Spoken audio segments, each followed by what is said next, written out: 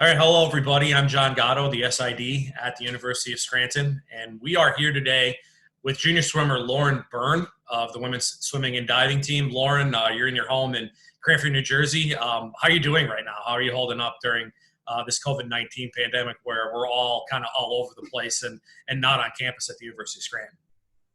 I'm good. It's definitely an adjustment, especially with just starting classes online and getting used to that, but it's good. Okay, terrific. So today we're going to talk about kind of your experience over the last month and a half, really, the highs of the highs and then kind of the lows of the lows and everything in between that happened over the last month and a half for you. So at the Landmark Conference Championships, you had a B cut, NCAA B cut in the 200 IM during the event.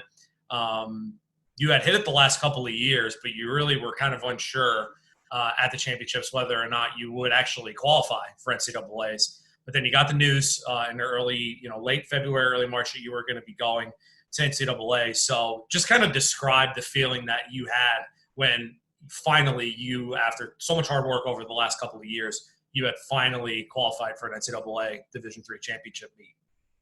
I was so thrilled and almost relieved that it had finally happened, that I actually got it and I got invited because they only take the top 20. So I was so excited about that. And it was really cool just the amount of people that reached out to me as soon as it happened to congratulate me, to ask questions. So that it was just a really cool feeling. But there was going to be a big time difference between when you guys finished up your Landmark Championship and when the NCAAs were going to be, which was going to be during spring break last week or 2 weeks ago now. So what were you doing during that period? The Landmark Championships ended about February 16th, somewhere in there.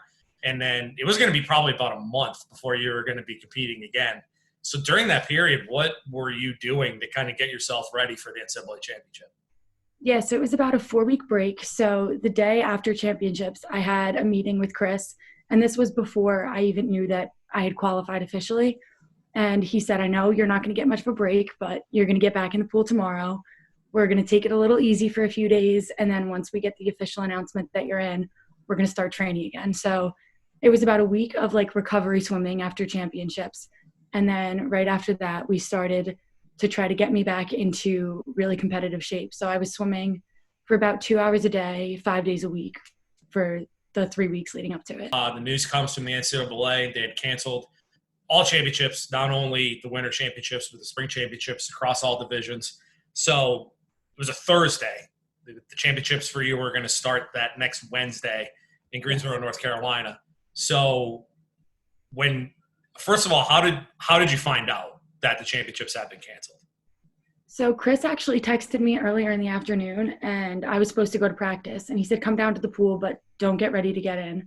So I went down and went to his office, and I kind of had a feeling that something was going on. And he said, they're actually meeting right now. No official decision has been made. But based on everything that had been going on with sports getting canceled for the spring season, he said, just expect that there's definitely a chance you will not be swimming. So don't get in the pool today. Maybe we'll get in tomorrow, but we're just going to take it from here and see what happens. And then 2 hours later, the NCAA announced that everything was canceled. Yeah. And, what was your reaction to that? I mean, I would assume that, you worked so hard throughout the course of the last few years, and to have that kind of taken away, what was your reaction to all of that? I was so disappointed. But I didn't really know how to react because it was a situation that no one expected or could prepare for. And I was upset, but there wasn't anything to be mad at. It was just something that was completely out of everyone's control. Yeah. So obviously though, that again, regardless of what happens moving forward, you still did qualify for that championship. And there's only a select few people in the history of the women's swimming program at Scranton to do that. So you've already kind of etched your name into the record books at Scranton. So kind of my next question is going to be, what's your future going to be? I understand that, you're going to be potentially academically finishing up this semester. So, is swimming going to be in your future? Or, what's kind of the plan going to be for you moving forward here over the next couple of months? So I am hoping that I will be able to keep swimming in the future. I am graduating this spring and starting the Doctor of Physical Therapy program this summer at Scranton. So I'm going to see how that plays out, how the classes are and the workload. And if I can swim for my 4th year, I'm definitely going to try to because I love the sport. So I'll see if I'm able to. Okay, cool. So obviously so far, I mean, hopefully, you're able to come back for another year of swimming. But if not, and even if you are, what have been your best memories so far at the University of Scranton? There's probably a lot. You're probably rolling through your head right now trying to figure out a few. But, maybe talk about a couple of them that you've had throughout, the course of the last couple of years swimming at the university.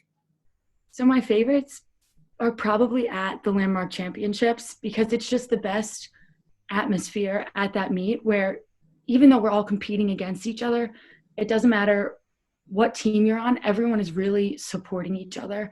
And if it's Susquehanna or Catholic or Drew, people will come up to you and congratulate you. And the atmosphere that the Scranton team has that whole weekend is probably the best at the pool. And it just feels really cool to be a part of something like that. Yeah. And then obviously in the pool, but also on campus itself. Do you have kind of any memories of, even a class or some kind of social event that happened that you really kind of, are going to remember and really take with you moving forward over the rest of your professional career and whatever you do? That's even a hard one. um, Honestly, I think going to like other sporting events, like going to the basketball games as a team. I remember last year we were all there for the one of the NCAA. I forget if it was playoffs or it was like one of the actual NCAA games. Mhm. And being there in the student section with everyone is really cool. Yeah. All right. Awesome. So we'll end it on this. So this has been a question that I've been kind of asking my own friends in my kind of circle that I have. But what have you been doing to pass the time during this period? Obviously, we're all indoors. There's no gyms open. Obviously, there's no swimming pools open anywhere at this point. So, what have you been doing? Obviously, we're doing this on Tuesday the 31st yesterday. The students started classes online. So obviously that's going to take up a little bit of your time. But up to this point, what have you been doing to kind of pass the free time that seems like we're all kind of having at this Yeah. point during this crisis? No, a lot of nothing. I've been I've been like trying to run, trying to do something to get out of the house when I can. I have been reading a lot more, watching TV. Trying to think. We've done a lot of like work in my backyard. Nothing too exciting. And that's kind of how it is for everybody. I mean, I could probably say the same thing for what kind of we've been doing here up at, in Dunmore outside of Scranton. So, Lauren, thank you. Thank you for everything. Obviously we hope, that we'll be seeing you in the pool again in the fall, but if not, it's been a terrific career for you and one that I think everybody that's followed the program and followed Athletics Scranton over the last few years has really had a lot of thrill watching. And we thank you so much. Thank you.